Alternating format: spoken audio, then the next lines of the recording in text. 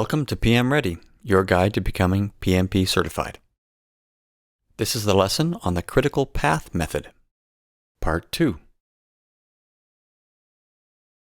Now we do the backward pass. We start at the finish and work our way back to the start.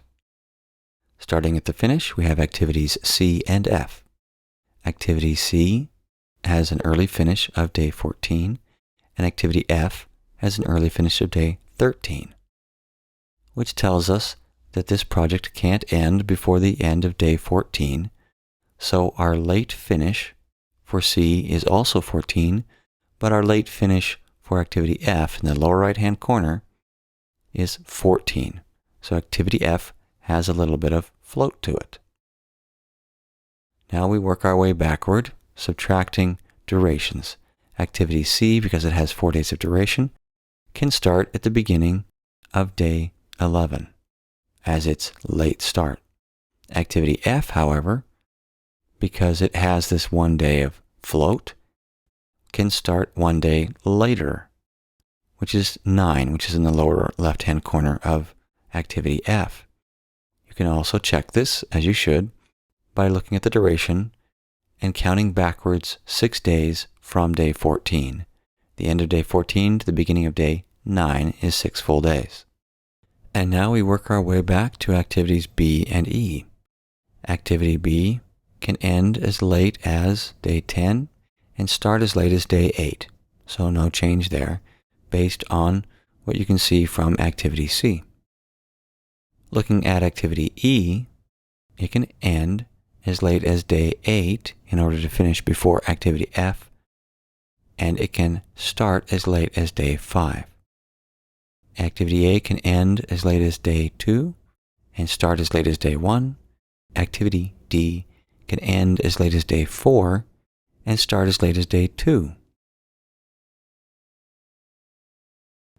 Now let's take a look at the total float and critical path.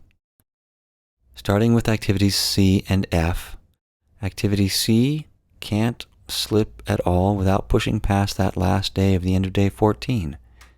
Activity F, however, can slide to day 14 by 1 day. Activity B also cannot slide at all without affecting activity C and the end date, but activity E can slide along with F by 1 day.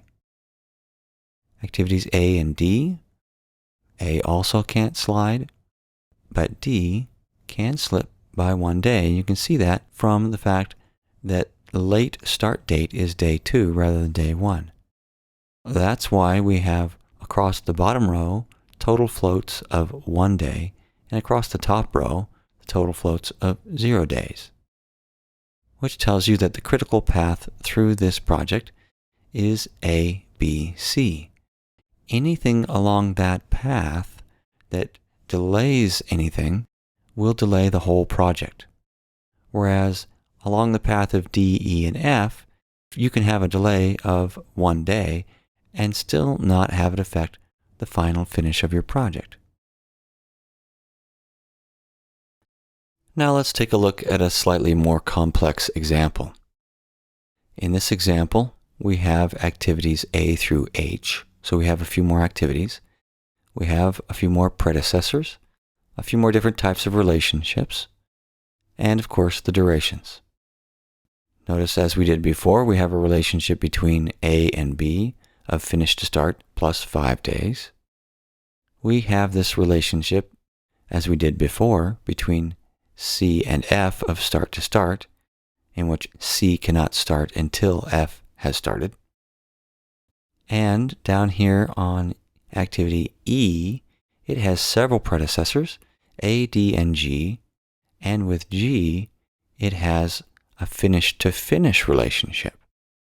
Let's see how this maps out. In this network diagram, we have 3 rows of activities that each have some connections between them. Across the top, activities A, B, and C. In the middle, D, E, and F. And then across the bottom, G and H. Between activities A and B, you can see the finish to start relationship with a 5-day lag. And between B and C, a normal finish to start relationship. On activities D and E, you see the normal relationship as well as on E to F.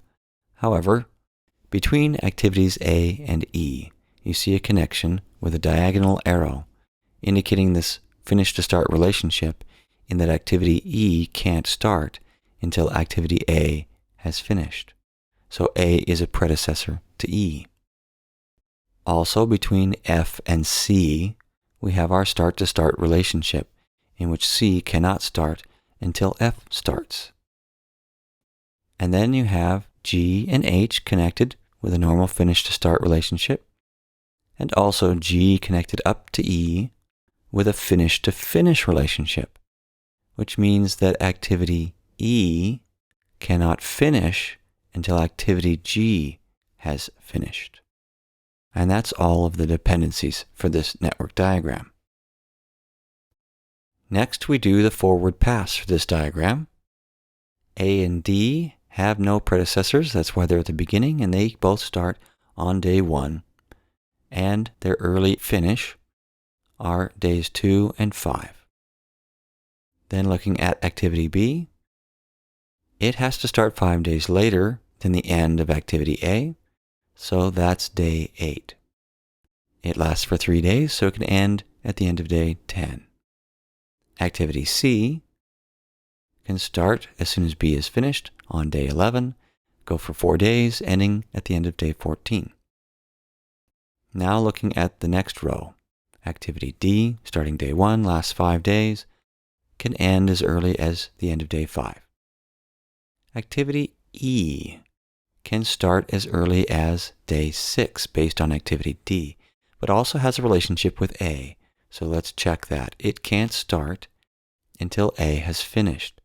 But since A finishes at the end of day 2, and activity E can't start until the beginning of day 6, this relationship is already respected and it's okay. E can start as early as day 6. It lasts for 4 days, and so it can end at the end of day 9. Activity F can start the next day, beginning of day 10, go for 6 days, ending at the end of day 15. Let's check this start-to-start relationship between F and C. C can't start until F has started, which means C can't start until at least the beginning of day 10. But it's already not starting until the beginning of day 11 because of its dependency on activity B. So activity C is okay and doesn't need any adjustments. Now we come to our third row. Activity G can start as early as day 1 because it has no predecessors. It lasts for 5 days, could end on day 5 at the end of the day. Activity H starts after that on day 6, goes for 7 days, can end as early as day 12. But then let's check the finish to finish relationship between G and E. E can't finish until G finishes. Because G finishes on day 5 and E isn't scheduled to finish until day 9 anyway, we already are in good shape here.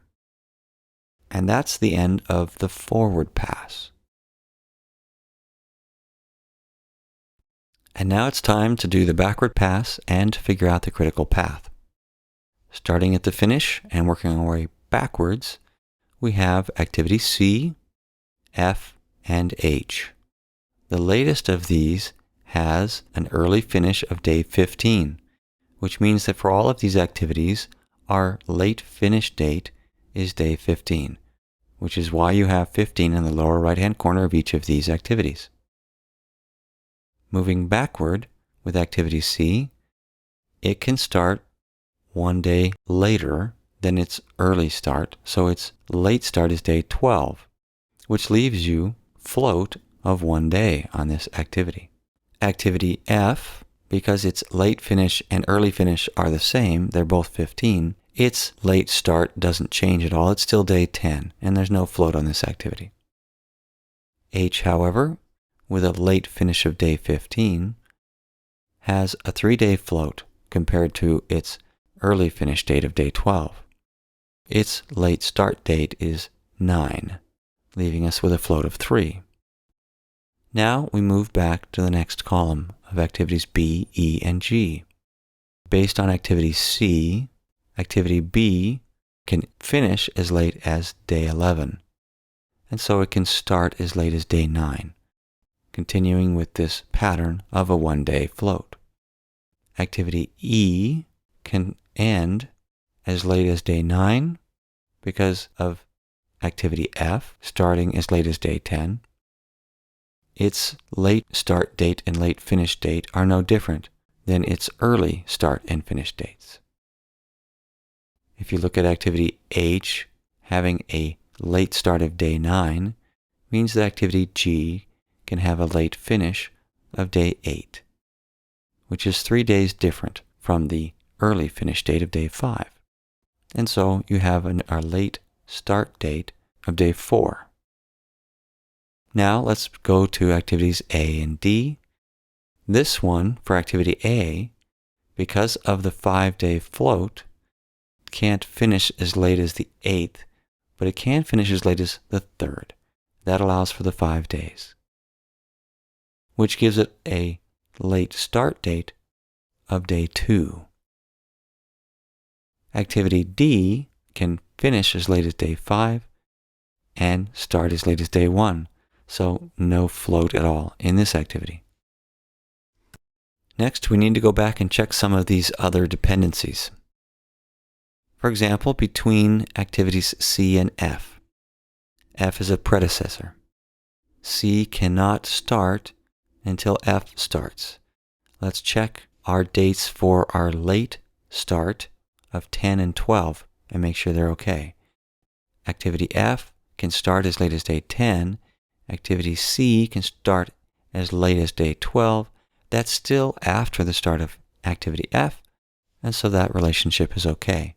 If it weren't, we would need to make an adjustment here and delay that activity C date. Next, let's look at this relationship between activity G and E. G is a predecessor to E with a finish-to-finish relationship, meaning that E can't finish until G has finished. Is that the case? Our late finish is day 9 for activity E, and our late finish for activity G is 8. That's still okay. E is finishing after G. And finally, we have the relationship between activity A and E. Here it shows that E can't start until A has finished. Our late and early start dates, however, are the same, day 6, and that's after day 3, and so that relationship is also okay and needs no adjustment. And finally, it's time to calculate the critical path through this network diagram. We were noting some of the float of these individual activities as we were going through them. However, calculating the total float isn't really possible until you look at it as a whole. Let's look at the first row. Activity C can be delayed by 1 day without delaying the final finish date of the project. So it has a total float of 1, which is why there's a 1 in the bottom row. Activity F, however, can't slide, so it's a 0, and activity H below it can slide up to 3 days before delaying the final finish date. Let's move over to the next column with activity B. It also has 1 day worth of float for the individual activity, and it can slide 1 day along with C, and so we still have only a total float of 1 day. Activity E, because it's right up against activity F, also cannot slide at all, so its total float is 0. Activity G can slide along with activity H up to 3 days. And then the final column here to the left, activities A and D, you can see that A can start 1 day later on day 2, so it has a total float along with the rest of this path of 1 day. Activity D can't move at all, and so it has 0 total float. Now, of all the paths through this network diagram, which is the path that has 0 total float? It's not ABC, because that's got 1 day of total float. We have A, E, and F goes along a few activities that have no float, but activity A does. So that path has total float of 1 day. Then the path D, E, and F has 0 total float, which tells you that is at least one critical path through this network diagram. There may be multiple critical paths, but this is one of them. Another possible path here you can see is G and H. And that path shows that there is some float here. That G doesn't have to start at the beginning, it can start as late as day 4. So that's certainly not the critical path. And there's a total float here of 3 days. It looks like you've got just one critical path through this network diagram, and it's DEF. Now, sometimes on the PMP exam, you'll see a question that looks like you need to draw a network diagram and do all of this calculation that we've been doing. Sometimes you'll need to, but sometimes you won't. Sometimes the example is simple enough that you can figure it out without having to draw the diagram. So let's go through a quick example of how this could happen. In this dependency table, you can see that we have activities A through F, but there's only one predecessor to all of these activities, and that's activity A. This makes for a rather simple diagram. And you have an Fs plus 1 relationship between A and B, and it gives you the durations. The way you can solve this quickly is to add another column called the path column and calculate the duration of the path through each of these paths. So for activity A, the duration of this path is 2.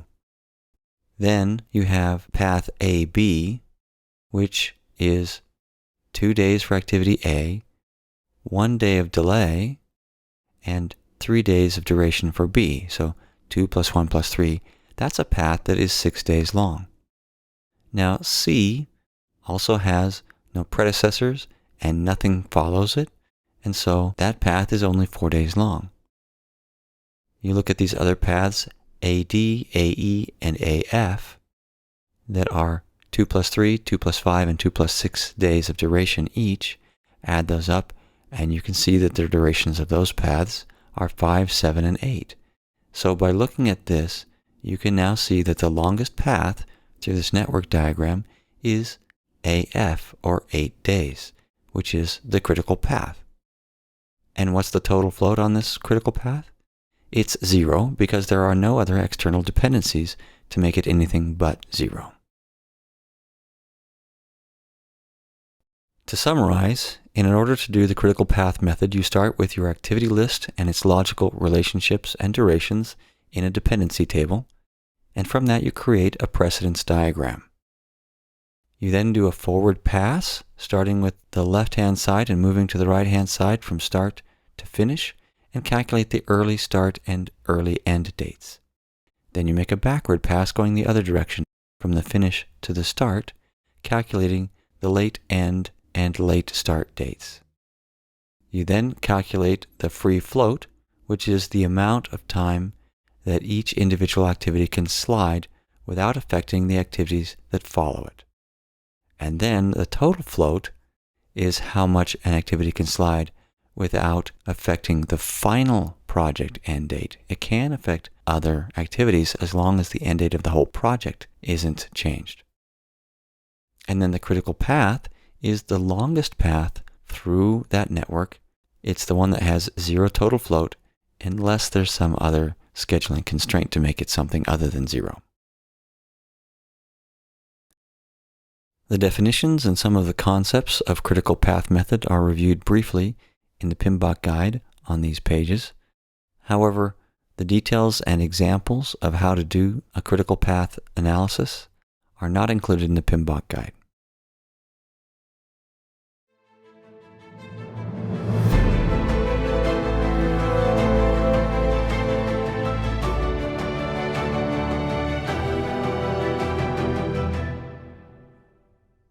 PM Ready is a publication of PM Guaranteed and is based on the Project Management Institute's PMBOK guide.